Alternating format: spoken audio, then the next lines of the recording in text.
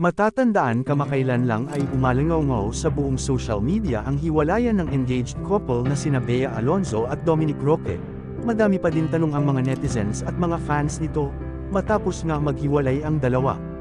Nagsimulang pag-usapan ito sa isang blind item ng isang entertainment website kung saan naudlot ang nakatakda sana nilang kasal ngayong taon at tumagal lamang ang kanilang pagsasama ng 4 na taon at tuluyan ng naghiwalay dahil nga daw sa low-key relationship lang nila nito.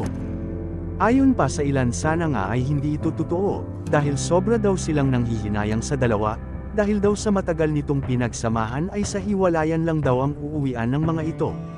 Samantala usap-usapan naman sa mundo ng showbiz ang diretsahang paglinaw ni Bea Alonzo sa mga kumakalat na balita kung totoo nga bang nagkabalikan na sila ng aktor at kanyang kasintahan na si Dominic Roque sa kabila ng mga kumakalat na kontrobersya sa kanilang relasyon.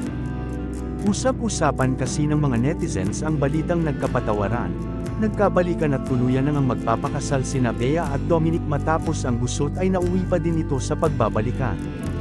Anila, hindi talaga namin in-expect na magkakabalikan pa kami, pero sa lahat ng nangyari sa aming dalawa ay sobrang thankful po ako, lalo na sa natanggap namin na blessing. Dagdag na pahayag pa daw ng aktres, kaya't madaming netizens ang kinilig at halos nakaabang sa kanilang social media account at lalo na sa susunod na mga post nila.